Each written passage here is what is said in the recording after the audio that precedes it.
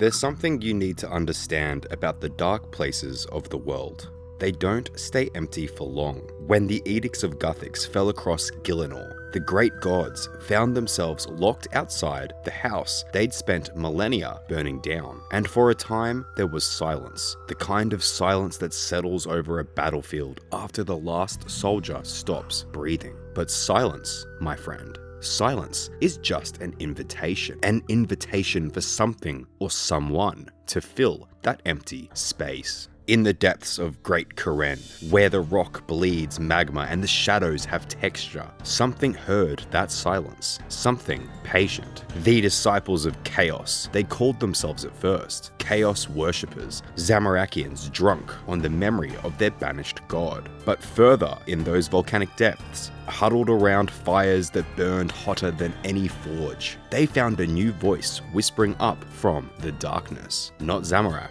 no. Something that spoke in contracts instead of commandments. Something that would become their new leader. But the price of initiation? They would hold you down over a blinding fire until your eyes cooked in their sockets, blinded by the brightness of flame. Until everything you were before, every attachment, every loyalty, every weakness, burned away to nothing. These survivors didn't serve chaos anymore. They served Yama. Now, here's where it gets interesting. Most demons are reactive. They wait for the foolish and the desperate to come to them. But Yama is far more sophisticated than the average demon. Yama invests. While the 5 houses of Great Kourend squabbled over territory and trade routes, while the Kourend Council played their little games of political theatre, Yama's fingers were already wrapped around the puppet strings, the subtle strings most of us don't notice until somebody gives them a tug, and everything starts to move according to the puppet master's will. Enter Sophia Hughes, council member, political operator, and as it turned out, a fully initiated disciple of Yama with ambitions that reached far beyond her station.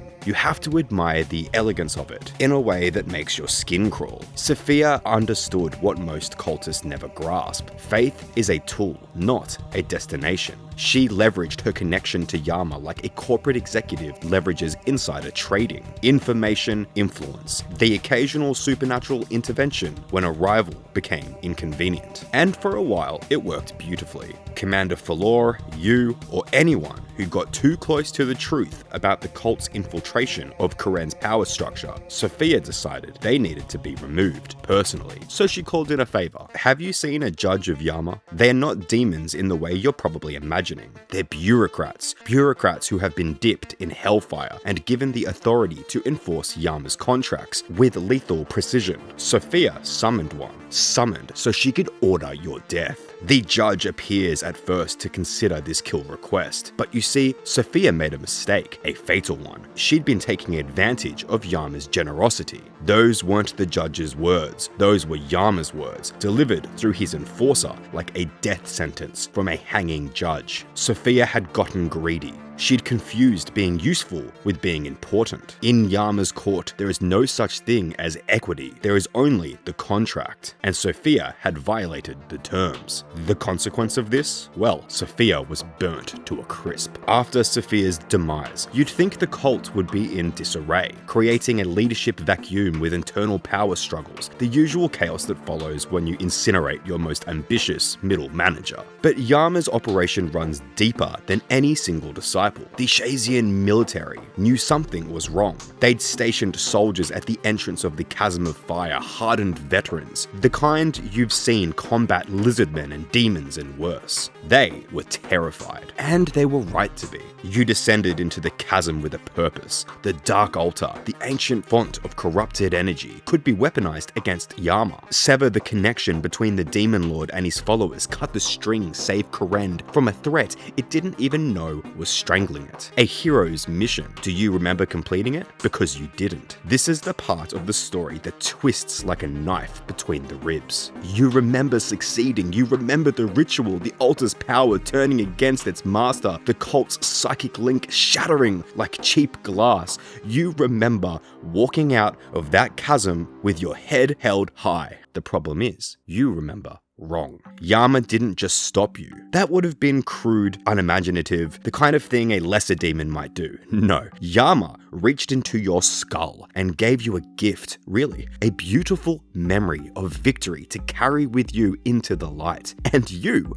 believed it. Why wouldn't you? It felt real. The mind has no defense against a lie that comfortable. The cult remains intact. The connection to Yama pulses stronger than ever. And somewhere in the depths, the master of Pacts is smiling. If demons can smile. But here's the thing about Yama that separates him from every other big baddie in Gilinor's rogue gallery. He's ultimately fair, not to be mistaken for good or kind or merciful. There's a difference, and it is a difference measured in fine print. When you finally confront Yama, when you descend into his domain with steel in your hand and vengeance in your heart, he doesn't attack you, doesn't monologue about your insignificance, doesn't threaten to destroy everything you love. He offers you a contract. The original terms? Well, let me quote, your soul for all eternity in exchange for the privilege of combat. But Yama is willing to negotiate. The revised terms, should you choose to sign, commit your soul for a single year after your final rest. 1 year of service in his domain, something that I dare say is very reasonable. And this is coming from a demon lord, a being of almost incomprehensible power sitting across from you like a real estate attorney hammering out the details of a closing. He doesn't need to compromise. He could simply destroy you and take what he wants, but that's not how he operates. In Yama's worldview, combat is a contract. Violence is a legal agreement between two parties. You agree to kill him. He agrees to try to kill you. And the terms of engagement are binding.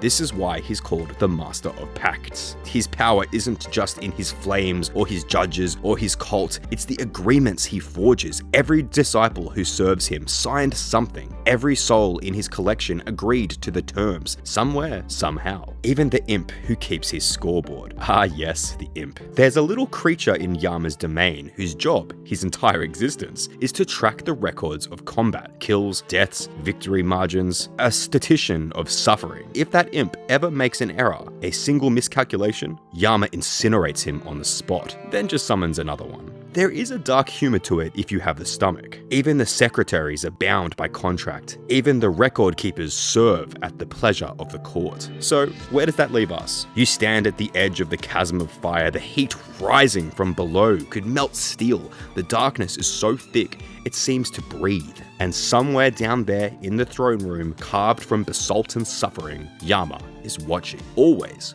watching.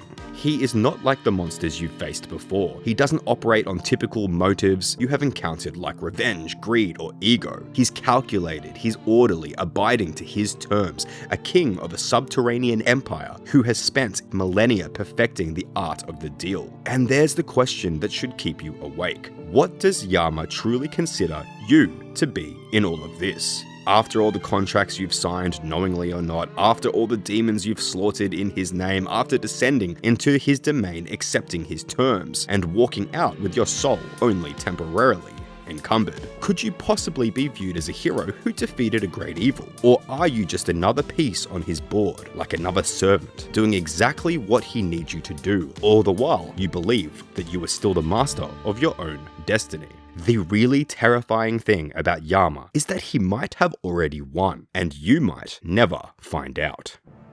Thanks for watching, but before you go, I'm going to announce the winners of last week's Gary Gilbert spotting competition. Now, I'm going to give out 2 prizes for this one, both a bond, because I didn't specify whether the Gary that was waving at the end was included in the count. So, the first 2 people that picked 7 or 8 get the win. Without further ado, the winners are Barely Enough and Gran Majo. Make sure you guys keep an eye on your private chat in-game, I'll be messaging you there, and I will also leave a comment on my previous video to you guys to make sure that we can get in touch. Congratulations, and if everybody's still here, make sure you subscribe because there will be more competitions like this in the future, and another video next week. Thank you.